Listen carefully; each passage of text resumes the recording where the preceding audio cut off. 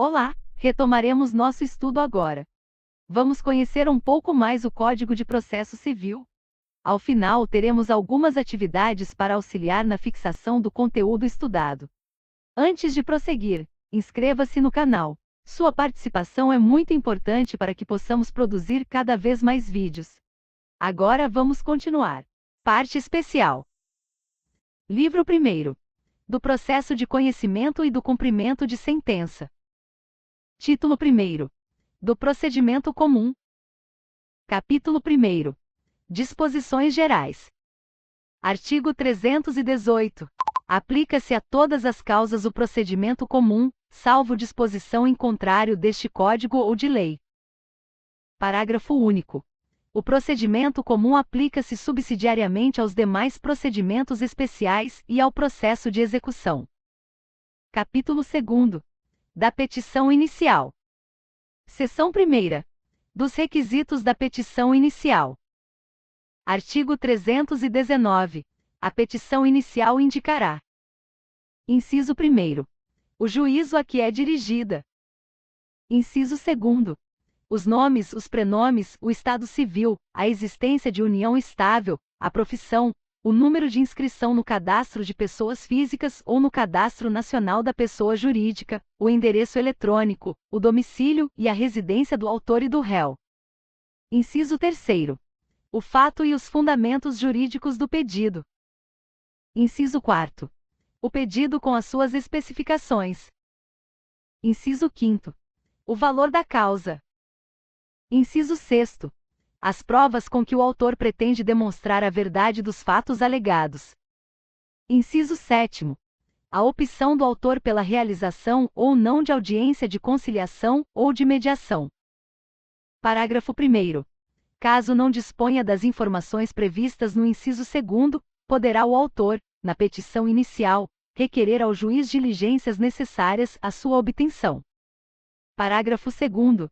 A petição inicial não será indeferida se, a despeito da falta de informações a que se refere o inciso 2º, for possível a citação do réu. Parágrafo 3º. A petição inicial não será indeferida pelo não atendimento ao disposto no inciso 2º deste artigo se a obtenção de tais informações tornar impossível ou excessivamente oneroso o acesso à justiça. Artigo 320. A petição inicial será instruída com os documentos indispensáveis à propositura da ação. Artigo 321.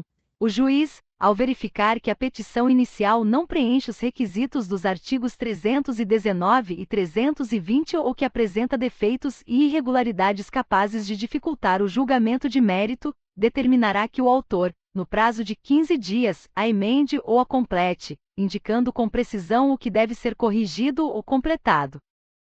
Parágrafo único. Se o autor não cumprir a diligência, o juiz indeferirá a petição inicial. Seção 2ª. Do pedido. Artigo 322. O pedido deve ser certo. Parágrafo 1º. Compreendem-se no principal os juros legais, a correção monetária e as verbas de sucumbência, inclusive os honorários advocatícios. Parágrafo 2º. A interpretação do pedido considerará o conjunto da postulação e observará o princípio da boa-fé. Artigo 323. Na ação que tiver por objeto o cumprimento de obrigação em prestações sucessivas, essas serão consideradas incluídas no pedido, independentemente de declaração expressa do autor, e serão incluídas na condenação, enquanto durar a obrigação, se o devedor, no curso do processo, deixar de pagá-las ou de consigná-las. Artigo 324. O pedido deve ser determinado. Parágrafo 1º. É lícito, porém, formular pedido genérico. Inciso 1º. Nas ações universais, se o autor não puder individuar os bens demandados. Inciso 2º. Quando não for possível determinar, desde logo, as consequências do ato ou do fato. Inciso 3º. Quando a determinação do objeto ou do valor da condenação depender de ato que deva ser praticado pelo réu. Parágrafo 2º. O disposto neste artigo aplica-se à reconvenção. Artigo 325. O pedido será alternativo quando, pela natureza da obrigação, o devedor puder cumprir a prestação de mais de um modo. Parágrafo único. Quando, pela lei ou pelo contrato, a escolha couber ao devedor, o juiz lhe assegurará o direito de cumprir a prestação de um ou de outro modo, ainda que o autor não tenha formulado pedido alternativo. Artigo 326. É lícito formular mais de um pedido em ordem subsidiária, a fim de que o juiz conheça do posterior, quando não acolher o anterior.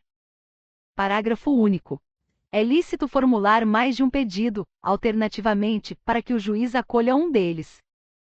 Artigo 327. É lícita a acumulação, em um único processo, contra o mesmo réu, de vários pedidos, ainda que entre eles não haja conexão. Parágrafo 1º.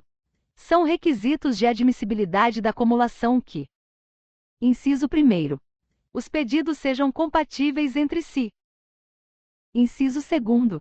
Seja competente para conhecer deles o mesmo juízo. Inciso 3º. Seja adequado para todos os pedidos o tipo de procedimento. Parágrafo 2º. Quando, para cada pedido, corresponder tipo diverso de procedimento, será admitida a acumulação se o autor empregar o procedimento comum, sem prejuízo do emprego das técnicas processuais diferenciadas previstas nos procedimentos especiais a que se sujeitam um ou mais pedidos cumulados, que não forem incompatíveis com as disposições sobre o procedimento comum. Parágrafo 3º. O inciso 1º do parágrafo 1º não se aplica às cumulações de pedidos de que trata o artigo 326. Artigo 328. Na obrigação indivisível com pluralidade de credores, aquele que não participou do processo receberá sua parte, deduzidas as despesas na proporção de seu crédito. Artigo 329. O autor poderá: inciso 1º. Até a citação, aditar ou alterar o pedido ou a causa de pedir, independentemente de consentimento do réu. Inciso 2º. Até o saneamento do processo, aditar ou alterar o pedido e a causa de pedir, com consentimento do réu, assegurado o contraditório mediante a possibilidade de manifestação deste no prazo mínimo de 15 dias, facultado o requerimento de prova suplementar. Parágrafo único. Aplica-se o disposto neste artigo à reconvenção e à respectiva causa de pedir. A seguir, resolva algumas questões de concurso, indicando se o enunciado é verdadeiro ou falso. Crescer Consultoria. 2018, adaptada. A petição inicial obrigatoriamente indicará os nomes, os prenomes, o estado civil, a existência de união estável, a profissão, o número de inscrição no cadastro de pessoas físicas ou no cadastro nacional da pessoa jurídica, o número da carteira de identidade, o endereço eletrônico, o domicílio e a residência do autor e do réu. Agora pause o vídeo para pensar em sua resposta. E a resposta correta é: enunciado falso. Observe, em vermelho, o que está incorreto. Agora vamos para a próxima questão. Consulplan. 2018, adaptada. O pedido deve ser determinado. É lícito, porém, formular pedido genérico em situações em que o próprio Código admite.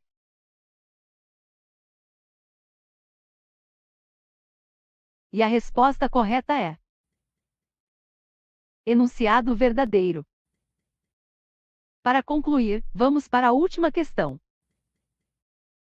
Consulplan. 2018, adaptada. É lícito formular mais de um pedido em ordem subsidiária, a fim de que o juiz conheça do posterior, acolhendo o anterior.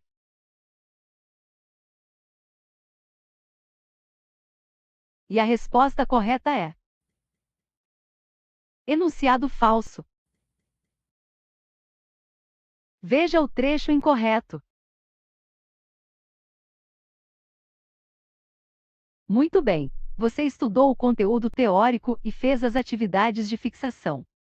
Agora, deixaremos um pedido importante. Se gostou do vídeo, compartilhe com seus amigos. Temos certeza que ele ajudará em sua preparação. Vamos ficando por aqui. Obrigada! Nos vemos em breve.